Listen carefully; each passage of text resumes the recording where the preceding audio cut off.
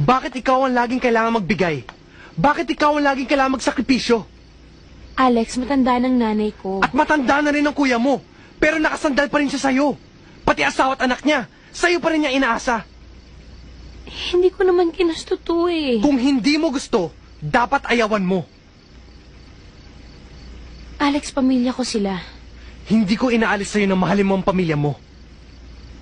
But shit, Anna. You have made them so dependent on you. Kailan mo maiisip na inaabuso ka na nila? Kung buhay ang mama mo at malagay ka sa ganito sitwasyon, maiintindihan naman kita eh. Kung buhay ang mama ko, maiintindihan niya na may sarili akong buhay.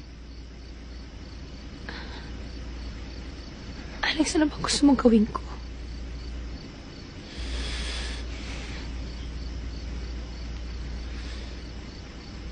Han.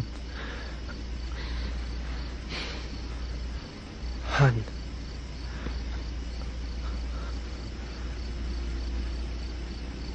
Paano na ako? Paano na tayo? Alex...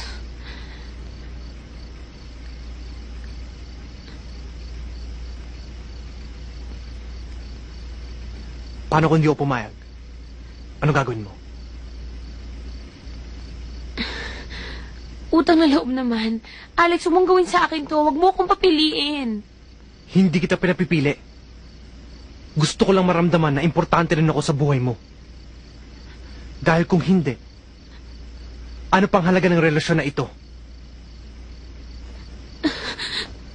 Alex... Look, you've made your point.